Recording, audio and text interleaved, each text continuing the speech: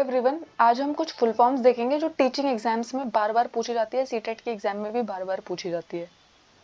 तो सबसे पहली फुल फॉर्म है बाला, बिल्डिंग एज लर्निंग एड। तो जब हमारे स्कूल की बिल्डिंग, दीवारें, जिन पे हम है ना ऐसी ऐसी इंपॉर्टेंट इन्फॉर्मेशन लिख देते हैं कि वो किसका काम करने लग जाती है, लर्निंग एड का काम करने लग जाती है। उसके बाद आता है FGL, first generation learner. First generation learner का मतलब होता है एक ऐसा बच्चा जिसकी पिछली जनरेशन, पहली कोई भी जनरेशन कभी स्कूल ही नहीं गई है, वो पहला इंसान है, वो पहला बच्चा है जो स्कूल जा रहा है, उसे हम बुलाते हैं फर्स्ट जनरेशन लर्नर। उसके बाद आता है IEP, individualised education programme. Individualised education programme का मतलब होता है जब आप है ना इंडिविजुअल डिफरेंसेस को कंसिडर करते हैं और किसी एक पर्टिकुलर बच्चा किस पर्टिकुलर स्टाइल में सीखता है उसके अकॉर्डिंग आप चीज़ों को डिज़ाइन करते हैं, उसके अकॉर्डिंग आप इंस्ट्रक्शन देते हैं, उसको हम बुलाते हैं आईईपी। उसके बाद आता है एडीएचडी। तो ये ना एक डिसऑर्डर होता है जो बच्चों के अंदर होता है, ये ना अटेंशन बहुत ज़्यादा देर कॉन्सेंट्रेट नहीं कर पाते हैं एक जगह पे, ठीक है। तो attention deficit hyper activity disorder, इनमें से ना आपसे पूछ लिया जाएगा एडीएचडी में एच का मतलब क्या होता है, attention deficit hyper activity disorder. उसके बाद आता है आईसीटी। तो आईसीटी क्या होता है, इंफॉर्मेशन कम्युनिकेशन एंड टेक्नोलॉजी। ये जो क्लास आप देख पा रहे हैं ये भी किसका यूज करके देख पा रहे हैं, आईसीटी टूल्स का यूज देख करके।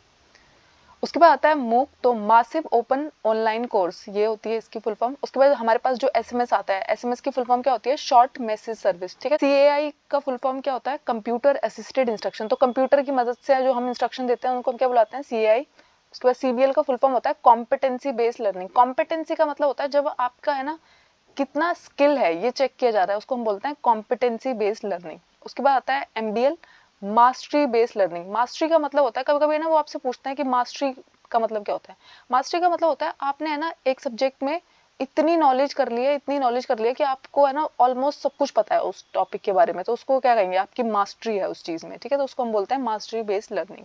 आता है एमएलएल, बहुत इंपॉर्टेंट है, वो है मिनिमम लेवल ऑफ लर्निंग। तो मिनिमम लेवल ऑफ लर्निंग का मतलब क्या होता है, मिनिमम लेवल ऑफ लर्निंग का मतलब होता है कि जैसे आप है ना एक पर्टिकुलर क्लास में, सोचिए आप फिफ्थ क्लास में, तो जब आप फिफ्थ क्लास को पास करके सिक्स क्लास में जाते हैं ना, तो अब आपसे टीचर जो एक्सपेक्ट कर सकता है कि सिक्स क्लास में ये बच्चा आ गया, इसको इतना बेसिक तो जरूर होता है, पता होना चाहिए। ये नहीं है कि सिक्स क्लास में आप आ गए, आपको लिखना ही नहीं आ रहा है, आपको रीड करना ही नहीं आ रहा, तो इसका मतलब होगा आपके अंदर है ना मिनिमम लेवल ऑफ लर्निंग नहीं है, ठीक है। उसके बाद नेक्स्ट फुल फॉर्म है पीबीबीपी, पढ़े भारत बड़े भारत। एबीसी, ये हमारी नेशनल एजुकेशन पॉलिसी से जुड़ा हुआ वर्ड है, एकेडमिक बैंक ऑफ क्रेडिट। तो आपको पता है अब जब आप अपनी ग्रेजुएशन, पोस्ट ग्रेजुएशन कर रहे होंगे तो आपका है ना क्रेडिट्स जुड़ रहे होंगे एक जगह पे, वो सब कुछ इकट्ठे हो रहे होंगे, उसको हम क्या बुलाएंगे, एकेडमिक बैंक ऑफ क्रेडिट।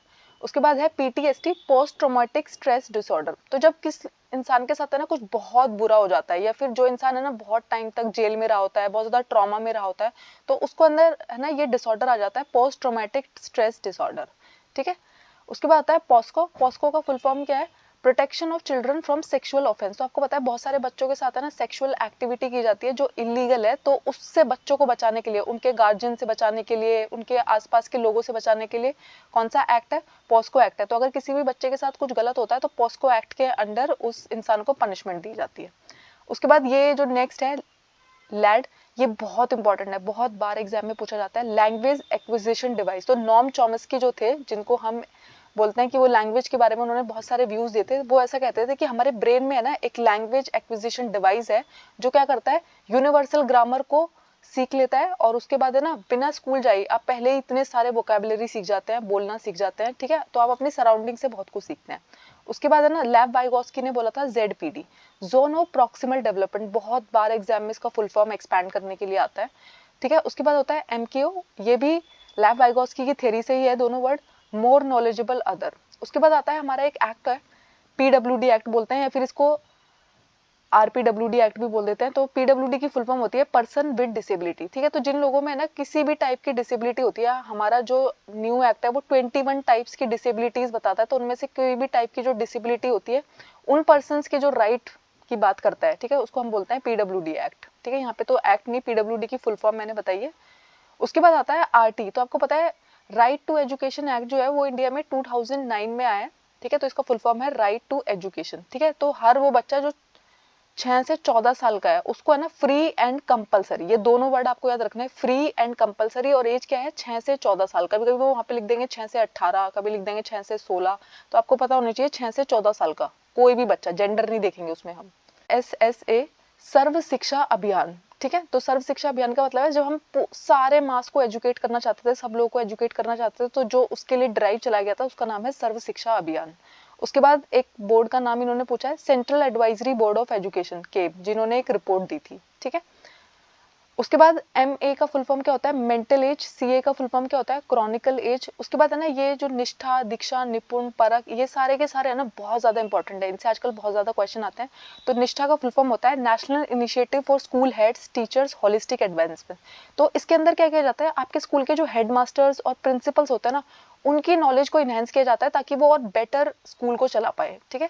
तो national initiative for school heads teachers holistic advancement, यानी कि उनका सार्वंगीण विकास हो पाए। उसके बाद है दीक्षा, ये एक प्लेटफॉर्म का नाम है, digital infrastructure for knowledge sharing. ठीक है। उसके बाद आता है निपुण, तो national initiative for proficiency in reading with understanding and numeracy. ठीक है। तो इसमें क्या होता है, ये गवर्नमेंट का एक न्यू प्रोग्राम है, नेशनल एजुकेशन पॉलिसी 2020 में इसकी बात की गई है। तो हम है ना ऐसा चाहते हैं कि बच्चे है ना जो पढ़ रहे हैं उसको वो सही से समझ रहे हैं नहीं समझ रहे हैं, यानी कि जब वो किसी चीज को रीड करे तो अंडरस्टैंडिंग के साथ रीड करे। ठीक है। उनकी जो न्यूमेरिकल एबिलिटीज है, मैथ्स करने की एबिलिटी है, वो है ना इनहेंस हुए। तो उसके लिए हमने क्या प्रोग्राम चलाया है, निपुण चलाया। उसके बाद आता है परख।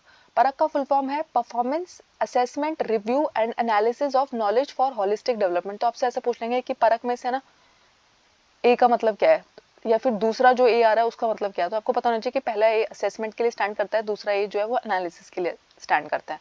उसके बाद NPST क्या होता है, national professional standards for teacher. तो आपको पता है ना हमारे जितने भी कॉलेजेस होते हैं जहाँ से हम टीचर की एजुकेशन प्राप्त करते हैं, तो वो जो इंस्टीट्यूट है वो NCT द्वारा रिकॉग्नाइज्ड होना चाहिए। तो NCT का फुल फॉर्म क्या है, national council for teacher education. ठीक है। जैसे जो लोग है ना मेडिकल का कोर्स करते हैं वो है ना मेडिकल काउंसिल ऑफ इंडिया के द्वारा रजिस्टर्ड होना चाहिए, वैसे ही आपका जो कॉलेज है वो NCT के अंडर रजिस्टर होना चाहिए। उसके बाद आता है NCF का फुल फॉर्म क्या है, बहुत बार एग्जाम में पूछा जाता है। तो NCF का फुल फॉर्म है नेशनल करिकुलम फ्रेमवर्क। ठीक है। यानी कि राष्ट्रीय रूपरेखा फ्रेमवर्क जो होता है हमारा, वो ये बताता है कि हम कैसे कैसे अपने करिकुलम को डिजाइन करेंगे। ठीक है। तो NCF। उसके बाद है NEP, नेशनल एजुकेशन पॉलिसी। आपको पता होनी चाहिए, अभी 2020 पॉलिसी को बहुत अच्छे से पढ़ के जाइएगा। उसके बाद NCERT की फुल फॉर्म क्या है, national council of educational research and training. ठीक है। तो हमें ना इतनी बार पढ़ते हैं NCERT बुक्स, लेकिन हमें उसको फुल फॉर्म ही मालूम नहीं होता है। उसके बाद है ECC, early childhood care and education.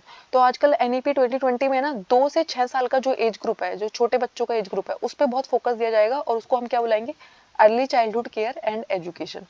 उसके बाद आता है NAC, नेशनल एक्रीडिएशन काउंसिल। ठीक है। CC क्या होता है, कॉन्टिन्यूअस एंड कॉम्प्रिहेंसिव इवैल्यूएशन। ठीक है। ये है ना 2009 में इसे लागू किया गया था। तो हमारा जो इवैल्यूएशन है वो कॉन्टिन्यूअस होना चाहिए, कॉम्प्रिहेंसिव होना चाहिए। CWSN का फुल फॉर्म क्या होता है, चिल्ड्रन विद स्पेशल नीड्स। तो चिल्ड्रन विद स्पेशल नीड्स में आता है जैसे किसी बच्चे को ना देखने में दिक्कत है, चलने में दिक्कत है, तो उनको हम क्या बुलाते हैं, चिल्ड्रन विद स्पेशल नीड्स। या फिर किसी बच्चे को ऑटिज्म है। ठीक है।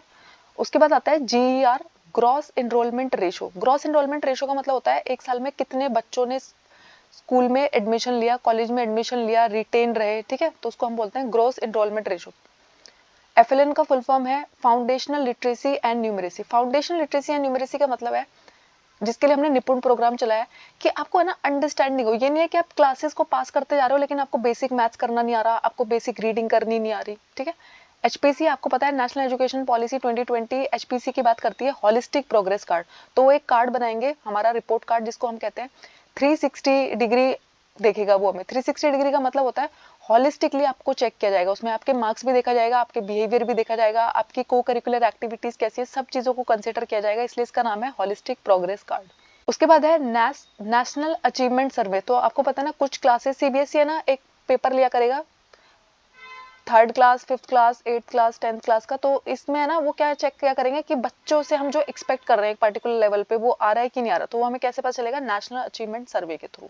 उसके बाद CBSE, आपको पता है आपका CTET का एग्जाम भी CBSE कंडक्ट कराता है। तो इसका फुल फॉर्म क्या है, central board of secondary education. फिर हमारे CTET के एग्जाम का फुल फॉर्म भी हमें पता होना चाहिए क्योंकि बहुत बार हमें पता ही नहीं होता। तो सेंट्रल टीचर एलिजिबिलिटी टेस्ट। ठीक है। इससे ना आपको जॉब नहीं मिलता है, ये एलिजिबल बनाता है आपको जॉब पाने के लिए। मतलब जब आप CTET का एग्जाम क्लियर कर लेते हो ना तो आप प्राइवेट स्कूल्स में पढ़ा सकते हो और गवर्नमेंट स्कूल्स के आप फॉर्म भर पाओगे। ठीक है। उसके बाद डाइट का फुल फॉर्म क्या होता है, district institute of education and training. BEd जो आपने किया होगा, आप में से बहुत सारे लोगों ने, तो बैचलर ऑफ एजुकेशन। अगर आपने DLED किया हुआ है, डिप्लोमा इन एलिमेंट्री एजुकेशन, और अगर आपने BLED किया हुआ है तो bachelor of elementary education. Thank you, I hope आपको इसमें कोई डाउट नहीं है। ये मैक्सिमम फुल फॉर्म्स मैंने कवर करने की कोशिश की है। अगर आपको कोई डाउट है तो मुझे कमेंट्स में बताइएगा।